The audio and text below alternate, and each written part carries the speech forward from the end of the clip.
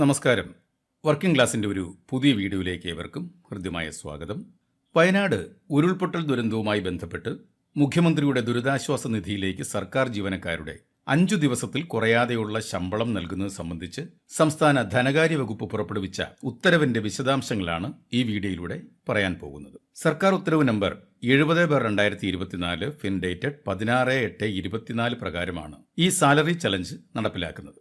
സംസ്ഥാനത്തെ സർക്കാർ സ്ഥാപനങ്ങൾ, പൊതുമേഖലാ സ്ഥാപനങ്ങൾ, ബോർഡുകൾ, യൂണിവേഴ്സിറ്റികൾ, എയ്ഡഡ് സ്ഥാപനങ്ങൾ, തദ്ദേശ സ്വയംഭരണ സ്ഥാപനങ്ങൾ, ഗ്രാന്റ് ഇൻ എയ്ഡ് സ്ഥാപനങ്ങൾ, വിവിധ കമ്മീഷനുകൾ, ട്രിബ്യൂണൽസ് തുടങ്ങിയ മേഖലകളിലെ ജീവനക്കാരാണ് ഈ പദ്ധതി പ്രകാരം സംഭാവന നൽകേണ്ടത്.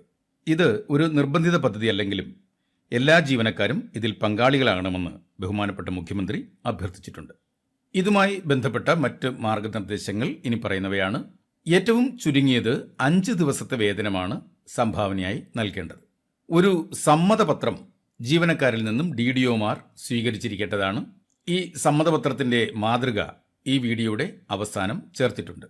പ്രത്യേകമായി ഓപ്പൺ ചെയ്യുന്ന ഒരു ട്രഷറി അക്കൗണ്ടിലേക്കാണ് ഈ തുക വരവ് വയ്ക്കപ്പെടുന്നത്. 2024 ഓഗസ്റ്റ് മാസത്തെ ആകെ ശമ്പളത്തെ, അതായത് പേ, DA, HRA, മറ്റ് അലവൻസുകൾ ഇതെല്ലാം ചേരുന്ന ആകെ ശമ്പളത്തെ 30 കൊണ്ട് ഡിവൈഡ് ചെയ്യുമ്പോൾ കിട്ടുന്ന തുക തൊട്ടടുത്ത രൂപയായി റൗണ്ട് ഓഫ് ചെയ്ത് കിട്ടുന്നതാണ് ഒരു ദിവസത്തെ ശമ്പളമായി കണക്കാക്കുന്നത്. ഉദാഹരണമായി ഒരാളുടെ ഒരു മാസ ശമ്പളത്തെ 30 കൊണ്ട് ഹരിക്കുമ്പോൾ 1762 രൂപ 56 പൈസ വന്നാൽ അത് 1763 രൂപയായിട്ട് കണക്കാക്കപ്പെടും. 5 ദിവസത്തെ വേതനം അത് 3 ഗഡുക്കളായിട്ടാണ് നൽകേണ്ടത്.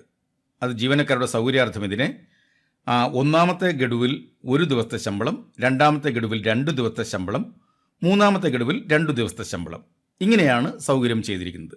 ഇനി ഒരുമിച്ച് അടയ്ക്കണമെന്നുണ്ടെങ്കിൽ അങ്ങനെയുള്ളവർക്ക് അങ്ങനെയും ചെയ്യാൻ കഴിയും.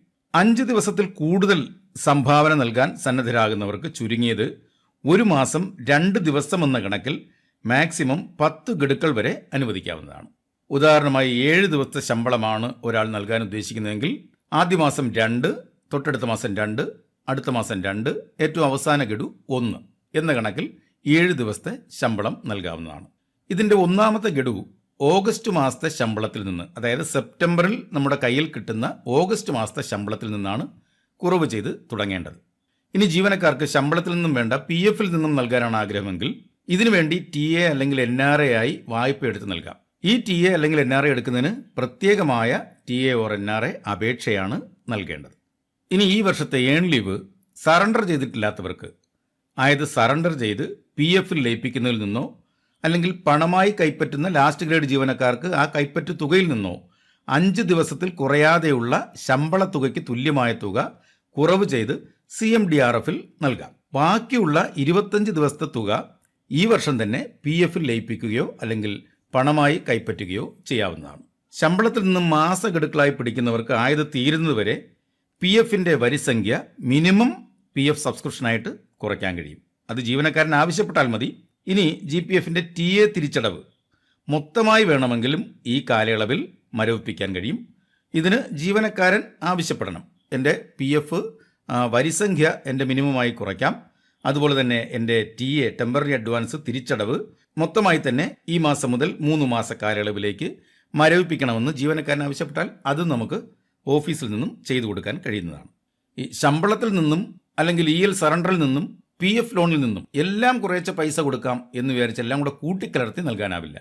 ശമ്പളത്തിൽ നിന്നാണെങ്കിൽ ശമ്പളത്തിൽ നിന്ന് കൊടുക്കുക, EL സറണ്ടറിൽ നിന്നാണെങ്കിൽ ELന്റെ സറണ്ടർ തുകയിൽ നിന്നും കുറയ്ക്കുക, PF ലോണിൽ നിന്നാണെങ്കിൽ PF ലോണിൽ. അല്ലാതെ ശമ്പളത്തിൽ നിന്ന് ഒരു ദിവസത്തെ ശമ്പളം, EL സറണ്ടറിന് 2 ദിവസത്തെ ലോണിൽ നിന്ന് അങ്ങനെ പറയാൻ പറ്റില്ല.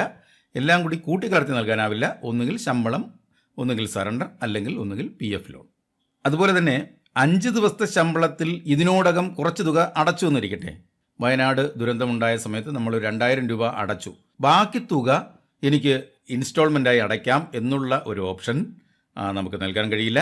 അങ്ങനെയുള്ളവർക്ക് ബാക്കി തുക ട്രഷറിയിൽ നേരിട്ട് അടയ്ക്കാൻ കഴിയും. CMDRFലേക്ക് നേരിട്ട് ട്രഷറിയിൽ ചെന്ന് അടയ്ക്കാൻ കഴിയും. സ്പാർക്ക്, G-Spark തുടങ്ങിയ പേറോൾ പാക്കേജുകളിൽ സാലറി ചലഞ്ച് ചെയ്യുന്നതിനുള്ള സൗകര്യം ഈ മാസത്തെ ശമ്പളം പ്രോസസ്സ് ചെയ്യുന്നതിന് തൊട്ട് മുമ്പായി ഏർപ്പെടുത്തുന്നതാണ്.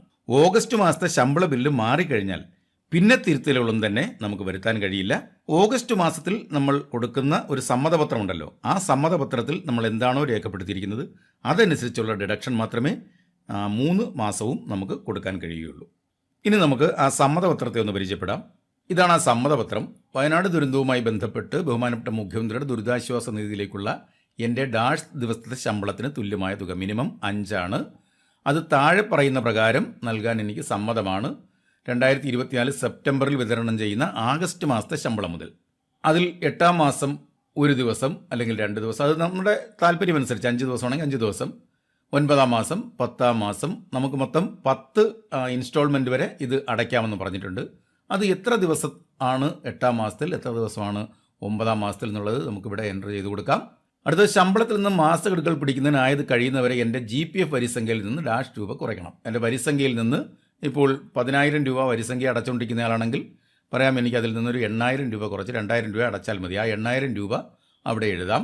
എൻ്റെ ശമ്പളത്തിൽ നിന്നും ഡാഷ് മാസഗഡുക്കളായി CMDRFലേക്ക് തുക കുറവ് ചെയ്യാൻ സമ്മതിച്ചതിനാൽ, അതായത് ഇപ്പോൾ 5 ആണെങ്കിൽ 5, പ്രസ്തുത കാലയളവിൽ എൻ്റെ PF TA വായ്പയുടെ തിരിച്ചടവ് മരവിപ്പിക്കാവുന്നതാണ്. അത് ഫ്രീസ് ചെയ്യാം. ടെമ്പററി അഡ്വാൻസിൻ്റെ തിരിച്ചടവ് നമുക്ക് മരവിപ്പിക്കാൻ കഴിയും. അതും ഈ സമ്മതപത്രത്തിലുണ്ടായിരിക്കണം. ഈ വർഷത്തെ ആർജിതാവധി സറണ്ടർ ചെയ്ത് തുക ഞാൻ CMDRFലേക്ക് സംഭാവന ചെയ്യുന്നതാണ്.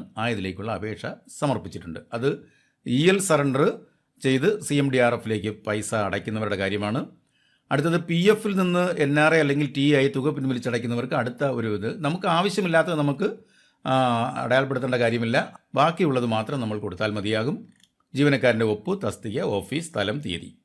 ഇതുകൂടാതെ ഓഫീസ് ആവശ്യത്തിന് മേൽ സമ്മതപത്രത്തിന് അനുസൃതമായ രേഖപ്പെടുത്തലുകൾ സ്പാർക്ക് അല്ലെങ്കിൽ G-Spark ഏതായാലും ആ സോഫ്റ്റ്വെയറിൻ്റെ പേര് എഴുതുക, നടത്തുകയും ഡാഷ് ദിവസത്തെ ശമ്പളം, ആർജിതാവധി, പ്രൊവിഡന്റ് ഫണ്ട് എന്നിവയ്ക്ക് ജീവനക്കാർ അപേക്ഷ നൽകുക അനുസരിച്ചിട്ടുള്ള ബില്ലുകൾ ട്രഷറിയിൽ ഓർ ബാങ്കിൽ സമർപ്പിക്കുകയും ആയത് മുഖ്യമന്ത്രിയുടെ ദുരിതാശ്വാസ നിധിയിലേക്ക് ഈ അക്കൗണ്ടിലേക്ക് മാറ്റുകയും ചെയ്തിട്ടുണ്ട് എന്ന് ഉറപ്പാക്കിയിട്ടുണ്ട്. ഇതിൽ DDO ആണ് ഒപ്പുവയ്ക്കേണ്ടത്. പേര്, തസ്തിക, ഓഫീസ്, സ്ഥലം, തീയതി. അപ്പോൾ ഇത്രയുമാണ് സാലറി ചലഞ്ചിനെ കുറിച്ചുള്ള ഇപ്പോൾ വന്ന ഈ ഉത്തരവിൻ്റെ വിശദാംശങ്ങൾ. ഇത് എങ്ങനെ സ്പാർക്കിൽ കുറവ് ചെയ്യാൻ കഴിയുമെന്നുള്ളത് അടുത്ത വീഡിയോയിൽ പറയാം. Thank you.